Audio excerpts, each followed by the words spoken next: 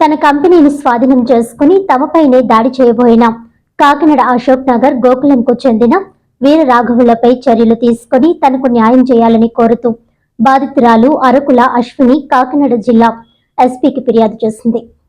ఈ సందర్భంగా అశ్విని మీడియాతో మాట్లాడుతూ హైదరాబాద్కు చెందిన తాను కాకినాడ జిల్లా పిఠాపురం మండలం నరసింహపురం గ్రామానికి చెందిన రాయుడు చిన్నారావును వివాహం చేసుకోవడం జరిగిందన్నారు. పారిశ్రామికురాలుగా ఎదిగి పలువురికి ఉపాధి అవకాశాలు కల్పించాలనే సదుద్దేశ్యంతో 2023లో ఎంఎస్ఎంఈలో రెయిన్బో ప్లాస్టిక్ రీసైక్లింగ్ యూనిట్ను పిఠాపురంలో ప్రారంభించి 3 మహిళలను పార్ట్నర్స్గా చేర్చుకొని కంపెనీ రన్ చేసిన క్రమంలో నష్టాల్లో ఉండడంతో మార్చి నెలలో కాకినాడకు చెందిన కొప్పిశెట్టి వీర రాఘవులను పార్ట్నర్గా చేసుకుని రన్ చేశామని, అప్పటి నుంచి ₹1 కూడా ఇవ్వకపోవడంతో మిషనరీ ఇవ్వాలని అడిగితే తమపై దాడికి దిగుతున్నారని ఆరోపించారు. తనను మోసం చేసిన వారిపై చర్యలు తీసుకొని తన మిషనరీ తనకు ఇవ్వాలని అశ్విని కోరారు. నా పేరు అశ్విని. నా స్వస్థలం వచ్చేసి హైదరాబాదు. మా అత్తయ్య వాళ్ళది పిఠాపురము. నేను అక్కడ ఒక ప్లాస్టిక్ రీసైక్లింగ్ కంపెనీ స్టార్ట్ చేశానండి. కొంతమంది నా ఫ్రెండ్ని చుట్టాలని పార్ట్నర్స్గా పెట్టుకొని చేశాను. తర్వాత వాళ్ళు చేయడం రాక లాస్ వచ్చిందని చెప్పేసి వాళ్ళు పక్కకు తప్పుకున్నారు.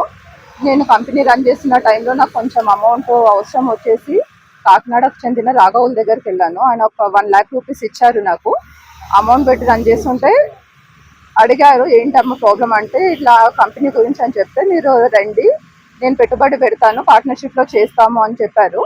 అలానే అతన్ని నమ్మి నేను పిఠాపురం నుంచి కాకినాడకి మిషన్స్ అన్ని షిఫ్ట్ చేశాను.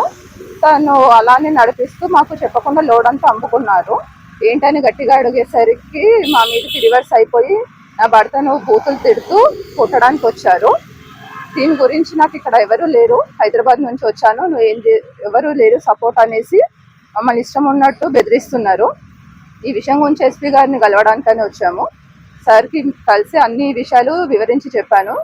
సార్ ఫిర్యాదులు తీసుకొని మాకు న్యాయం చేస్తామనేసి హామీ ఇచ్చారు. ఈ విధంగా కంపెనీ నుంచి 2 మిషన్ల నుంచి నెలకి 40 నుంచి 50 టన్నుల వరకు ప్రాసెస్ చేయవచ్చు ప్లాస్టిక్.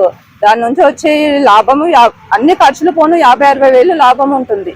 మాకు మార్చి నుండి జూన్ ఈ మంత్ వరకు అసలు అందులోంచి ప్రాఫిట్ ఇవ్వట్లేదు, మిషన్స్ వాడుకున్నందుకు ఇవ్వట్లేదు. దానివల్ల నేను బ్యాంక్ ఈఎంఐ పే చేయలేకపోతున్నాను.